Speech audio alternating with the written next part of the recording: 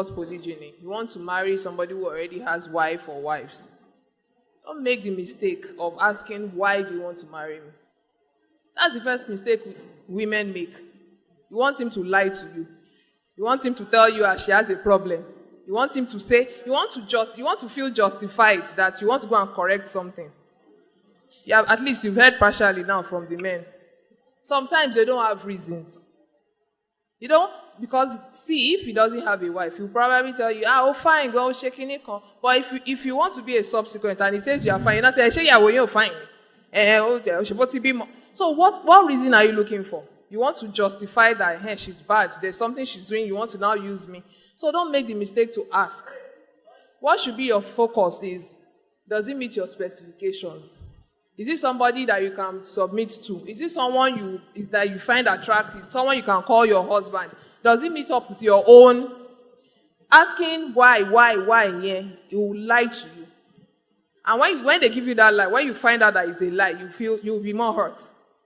Because you are riding on that to give your acceptance. So yes, what you should be about is he able to do it? Is he the one actually financing his house? Not that his wife is the one. You understand? All of the fundamentals. Your own marriage contract, you face it. What do you want to do with your life? How do you want to build your marriage? Not so much about, shetigba permission here, shotigba, shaking it, no, not all of that. What exactly do you want to do with your own life? How do you want your marriage to be? Not so much about who the person or the people, already existing. When there's a man talking to you about marriage and he's bad-mouthing his wife or wives, run 440. As in run the other way and run. Just run away because they are lies. If, for instance, he's telling you that, she's this, she's it, just know that it's disaster. And eventually you get in the same position that those ones are in, you are also going to join them. So yes, go in sincerely. If he's able to, just know, find out, like I said, is he able to, does he have means of livelihood that you can join into? It's not that some people, they are doing 50-50, I'll be 70-30. Where will your own enter? Then of course, the kind of relationship that you're going to build, there are some people that will tell you that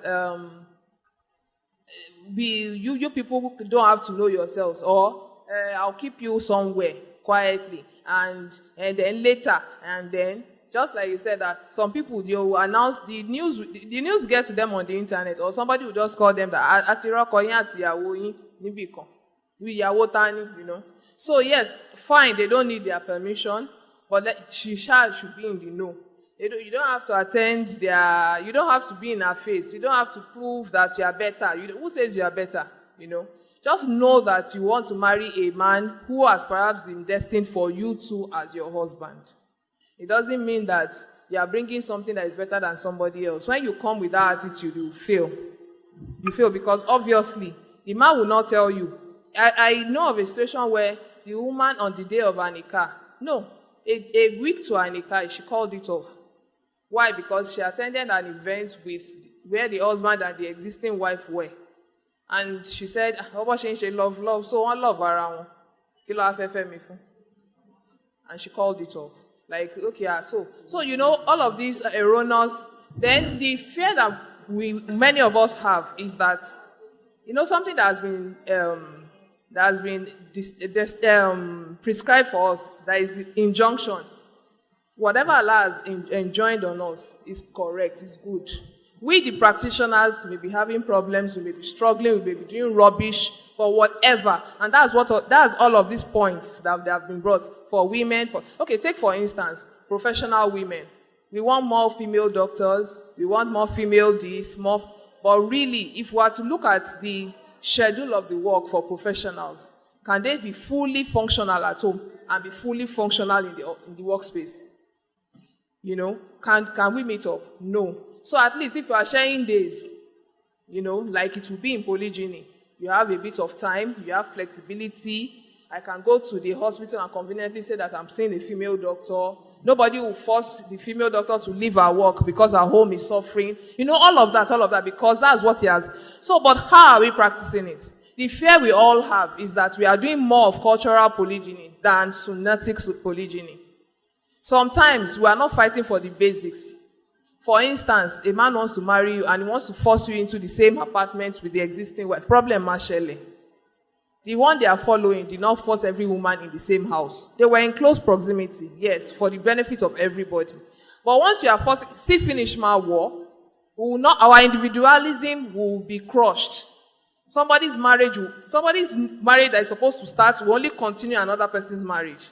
That's why you get to the house and they'll say, it's a problem. They'll treat you like a child. No.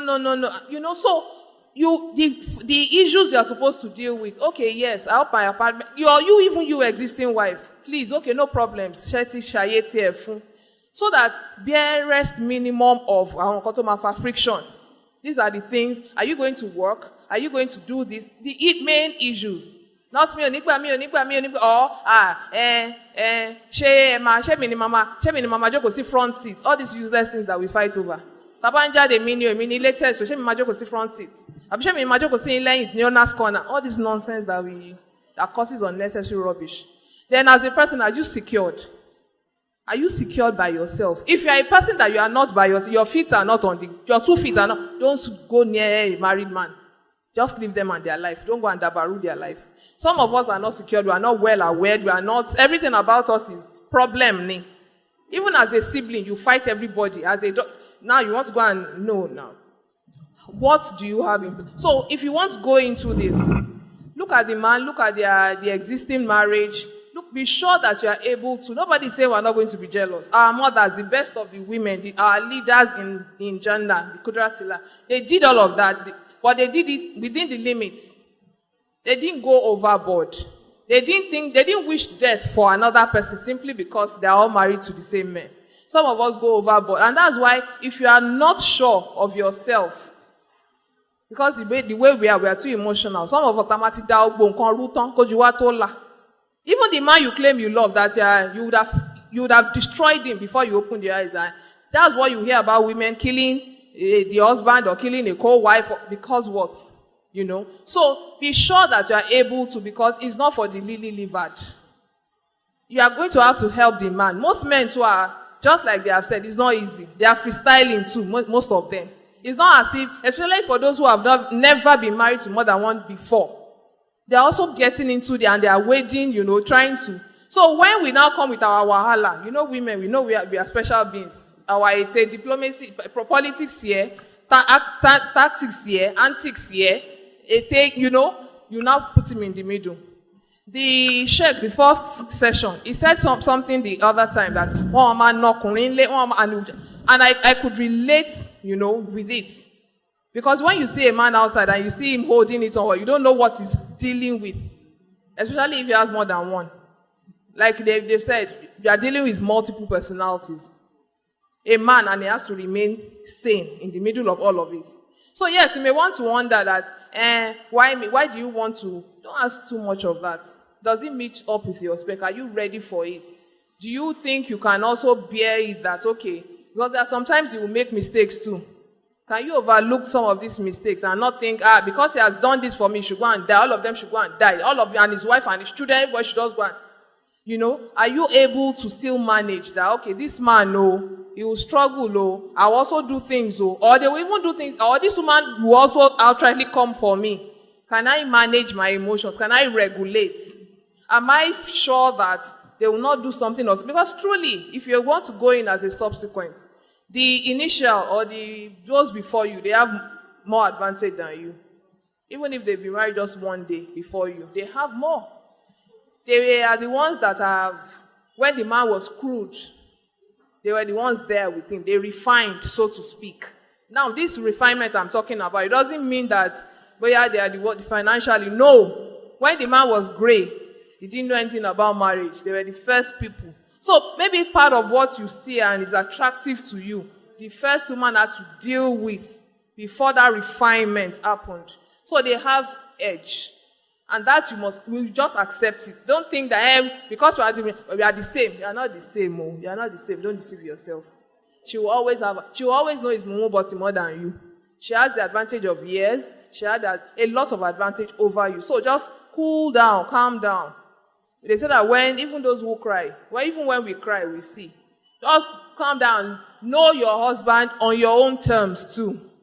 Then the mindset of competition it ends in disaster. You can't compete, except if you don't know yourself, except if you don't have a personality, except if you are not sure of yourself. But to think that you want to compete, he saw something differently in you that made him come to you. So to now think you want to be doing like so and so, clash mashele. Then the man will now look that kiwa ni yatonsi. Stop. There's a problem. So do your thing, be yourself, and that's why you need your space, so that you remain you. Then some of the mistake that some of our men to do is, you want to force unity. You want to force that I'm in control of my home. All of that, also again, disaster. Because you have to leave the two women or the many women, give them their pace for them to adjust.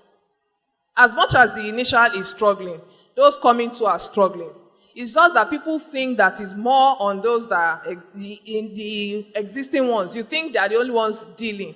The one that's even accepted you that, yes, it's not because they already know you are married. They also are dealing with some insecurities. There are sometimes they want to think, will I ever be good enough like the first one? Especially when they see that, yes, your marriage is solid. There's nothing wrong. There's that feeling of, can I measure up? They may not say it. They may not speak it.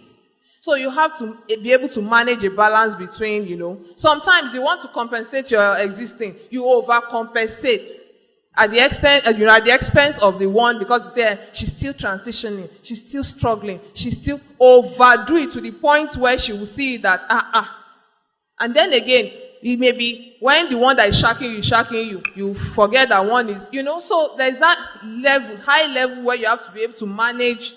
No one should bully pepper anyone. If you think you are the fresh one now, you are shacking them. They have told you the truth. You will shack until you get to a point that shacking will fade. So I will now come to reality. So it's important for each and every. You too. Why are you going into it? Do you want to go and pepper somebody? Do you want to go and show that you are better? I'm show it. I'm away. It's not by that. With that, are not kawe, she will finish you because she knows him more than you. Then again, there's the part where you now get in again. There's this part where they want to force friendship. Caution again. Caution because you may not know the extent of the relationship with the husband. You may just become a tool, a pawn to punish the man. So again, you have to be vigilant. So you see what I said? You have to be by yourself. You have to be firm. You have to be sure of yourself. Your strength of character, it has to be on point. You have to be discerning. Because sometimes they'll just unconsciously into what you don't know about. And when they finish using you, they'll discard you. Because you are the newest one, you'll be the easiest one to be discarded. They've been struggling with somebody for a long time. They already know how to. You are the one that, I cannot be doing too many wahala at the same time. Let me remove this newer wahala. So of course you have to be the same. So you need to know yourself too. What am I coming into this for? What exactly? What value? Again, the cliche of what are you bringing to the table? Yes. What exactly? If you decide that you want to leave today, what is the man going to miss? Then that thing that he saw, are you going to be able to work more on it? Are you truly going to be another companion? Or you're just going to be a problem? So all of these too, is appealing to you, yes. But are you ready for it? There are sometimes they'll frustrate the living daylight out of you, consciously or unconsciously. Will you be able to manage? Is your communication skills, is it top notch? It's not everything lama daru, lama dasija. Because there are some things that you'll be looking at it like this, but it's not what it seems. It's not what it looks like. It may seem as if they are favoring somebody over you, but it's not so. Or are you able to farabale and see that it's not so? Or you say, no. Then there are sometimes they keep information from us. Why? Because they want to protect us. But we don't understand because we think, until the veil is lifted and you see it. So yes, there's a lot. There's a lot for anyone who wants to go into it. Pray for him. Help him to do right. If you see him tilting on your side too, caution him. Because it's the Prophet Sallallahu said that you help your brother, whether it's your oppressor or the oppressed. If he's your oppressor, help him. Except you don't care so much for him that on the day of reckoning, you'll be resurrected half paralyzed. If they are tilting too much on your side, then know that you are causing problem for him. There are going to be situations where you cannot hold on to rights. Are you ready for that? There are going to be emergency situations where you have to let go and look away. Why? Situation you bank lori rights. You can't have your right 100%. A man has to break himself, depending on the number of wives you are, in that number of spaces to fulfill everybody's rights. Now, let's imagine a man who has other responsibilities. So, it's not, you people are not the only person sharing him. You have to share him with other parts of, So, how much of empathy are you going to show, even to the man? There are situations where you have to look away for your co-wife. Why? Because situation is bad. A child is ill, or she herself is ill, and you are still insisting, a minute, today is my day, you must come. Abba. Will you want the same for yourself? So a whole lot, before you now delve into it. It's not that I'm a happening person, or this man has money. It's beyond money. This man may have money, but is IQ, is he up to it? Is he going to even be the one that will be causing problems in between all of you? There are some men that are like that. So you'll be the one causing. So again, have you seen him well? Can you see him clearly? Some people think as long as I have money, women are properties. I come acquire money. When I'm tired of one, I remove one again, put another one. So again, don't get into trap.